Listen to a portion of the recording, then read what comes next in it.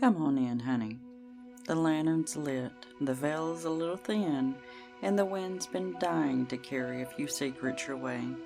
Welcome to Raven's Ramblings, where the shadows walk beside us and the past never stays buried, and a good spell can speak louder than a sermon.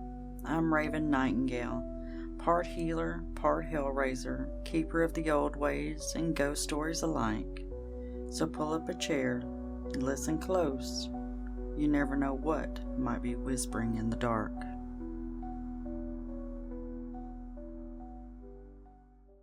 Hey everyone, welcome back to Raven's Ramblings. Of course, I am your host, Raven.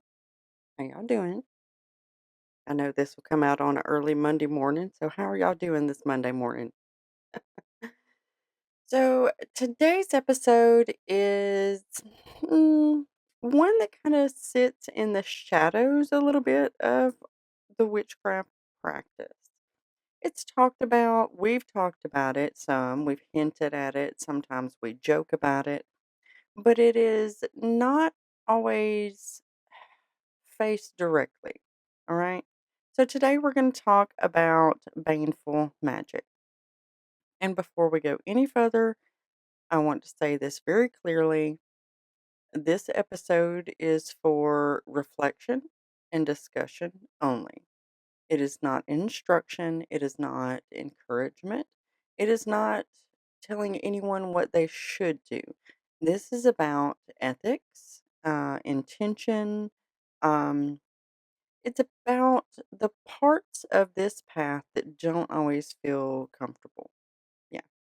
Because at some point, and it's going to happen to just about everybody, most of us who walk this path will have to ask themselves, what do I do when someone hurts me and I don't feel so peaceful and love and light about it?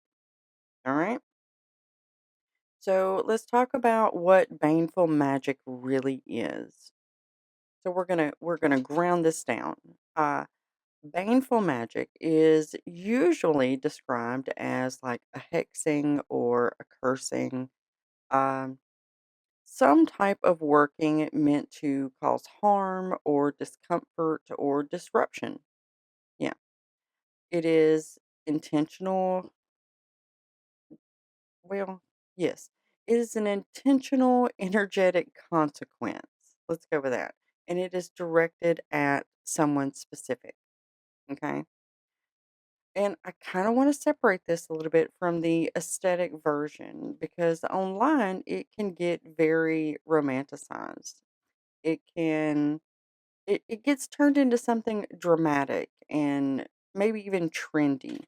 But historically, it was often very quiet, very practical, very tied to survival because the folk practitioners were not just healers. Oh, no. No. They were protectors of their homes, their lands, their communities, their families. And sometimes that meant doing work that wasn't quite so gentle and love and light. Not because they were cruel people, but because the world that they lived in wasn't gentle. So it's kind of like that matching energies. I'm a match energy kind of person. You know, you come hang out with me and you let me know what kind of conversation we're fixing to have because I'm gonna be matching you energy, whether it's good or bad. So just yeah. So anyway, get a little squirrely there. So where does this all actually come from? Okay. Because no one wakes up one day and just thinks, you know what? Today feels like a great day to curse someone. Yeah, that's not how this works usually. I'm sure there are some out there that they do. Maybe they do. In my world, this is not how this works. Okay. Baneful thoughts come from something deeper, being wronged or violated, or the feeling of powerlessness. Yes, powerlessness. Y'all, I can't talk tonight. Or I guess you're, never mind, it's not the point. It can come from carrying an anger that doesn't have a safe place to go. And here is the uncomfortable truth about it. All right. Some wounds don't feel like they can be resolved with forgiveness. They just don't. Some things don't feel like they should just be released. And when people say things like just let it go or take the high road or turn the other cheek, that was always my favorite growing up in the church. Sometimes what that really feels like is someone saying, stay quiet about what happened to you. And that does not sit right with me and doesn't sit right with a lot of people I know. And I'm sure a lot more of y'all out there. So, yeah, I'm not a turn the cheek kind of person. So, let's talk about the ethics of it. All right. The ethics of your practice are yours, but they do matter. All right, because this is where things are going to stop being theoretical. Because there is no universal rule book for the for practice. You're going to hear things like the rule of three or karma or energy always returns. And a lot of people, especially those who consider themselves Wiccan, or I won't say consider themselves, those that are Wiccan definitely abide by that rule of three. Okay. And they believe those things so deeply. And that's amazing for them. Some of us don't. Some of us do not believe that. Yeah. Because we just don't. I feel like if I put the protection circles up that I need, then that energy is going where I'm directing it and it is not going to bounce back at me. But I'm also not doing anything I don't feel is justified. Yeah. Anyway, but if you remove all those things like the rule of three and karma and energy returning and all that, you are still left with something that matters even more than that. And it is your own line of what will allow yourself to cross. You know what I mean? Your boundary, your own sense of what feels justified, what feels like too much, what aligns with who you are becoming. Because whether you believe in those consequences coming back to you or not, there are still internal consequences. Yeah. Every action shapes your practice, and over time, it shapes you. So just keep that in mind. You are still the person that has to get up every morning and look yourself in the mirror and be okay with what you've done. I don't have a problem with it. And I have done some great things. Speaking of great things, let's talk about the gray area. And this is honestly where most people actually live because this is not a black and white practice. It's never been that. Like, let's talk about like binding. Okay, binding. If someone is actively causing harm and you bind them to stop, is that baneful or is that protection? Right? Gray area. What about a returning energy to sender spell? Is that protecting yourself or is that being baneful to them by sending that energy back? Or what about, and I do this one all the time, strengthening wards so someone can't reach you? That's protection. Sorry. In my world, that's protection. What about, and this is a good one because this is very trendy right now, cutting energetic ties. It is all over TikTok with cutting cord spells and stuff like that. Is that painful or is that protection for yourself? Right? These things can look very defensive. I see them all as defensive personally. But depending on your intention, they can also carry weight. And that is the part that a lot of people don't talk about because it is honestly, and this is everything in the world, it is easier to label something as good or bad than to sit in that uncomfortable gray area where it's kind of both. Yeah, and you have to make peace with that. That is something that you, in your practice, have to figure out where that boundary of black and white and gray is. Yeah. Like people asking, talking about morals and stuff. And I tell people I'm a little less moral than everybody else. My morals are over there somewhere. Yeah. I am not a true North person. I do not see it in black and white. I just don't. I never have. Anyway, so power. Okay. Power feels good until it doesn't. And there is something very real about reclaiming your power, especially if you have been made to feel powerless. Okay. The idea that you can do something and you're not just stuck with what has happened, that is a powerful feeling.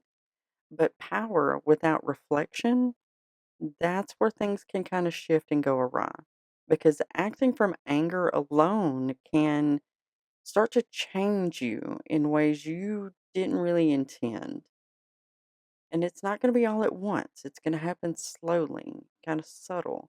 And then one day you're realizing that you're reacting instead of choosing to do something. You know what I mean? Does that make sense? And that's the difference. Okay. Real power is choice, not just action. You don't want to be shooting from the hip all the time. That gets exhausting. And that comes with age too. It's really hard to not be to do the practice, to do baneful magic from a logical place and not just an emotional place. Like the emotions are what's driving it, but you still have to be logical about things too. Yeah. So let's talk about justice versus control because we don't want to control other people. Or I mean, some do. I'm not judging. That's not my business. Don't control me. You're not going to get through my words. Anyway, so a lot of people frame baneful magic as justice, balancing those scales, making things right. And I completely understand that instinct, 100%. But something to sit with about it is justice and control are not the same thing. Justice is about balance, all right? Control is about making something happen because you want it to. See? A little bit of difference there.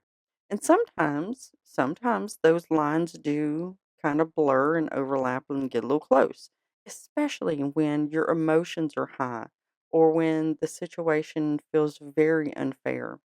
And that's why this isn't just about what you can do, it's about why you want to do it.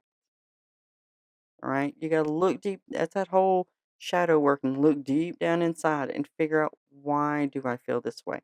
Why do I want to put this person in a jar? Well, because they're a shitty person and they've done these things. All right, cool. Do it. No, don't do it. I'm not supposed to be telling you to do anything. Okay. Now, what I will say clearly, I am not here to tell you what your answer should be, but I'm going to say this. If your practice is rooted in healing and protection and growth, then even your hardest choices should still kind of reflect that foundation. Even when you're angry and hurt, even when something in you just wants to react instead of thinking things through. Because your practice isn't just what you do when things are easy. It's what you do when things aren't easy, right? It is for me. I have a lot of jars. Mm. So instead of giving you a rule, because I'm not going to give you a rule, because I have no business giving you rules. I can tell you what other people's rules are that I've seen, but my rules and your rules are going to be different. Your lines of gray and black and white are going to be different than mine. But I am going to leave you with a question. And it is not going to be, is baneful magic right or wrong? It is this. Who do you become when you choose the baneful magic? And maybe even more importantly, will that version of you feel like home later when the emotions have come down? Just something to think about. I'm not judging. Honey, I'm not judging. I'm the last person that's going to be judging. I promise. So that's it for today. If this episode has stirred up something in you, which I'm sure it probably will on somebody, or maybe it's brought up some questions that you've been avoiding, that's okay. You're allowed to sit with it. You don't have to rush to an answer, ever. So, thanks for listening, of course.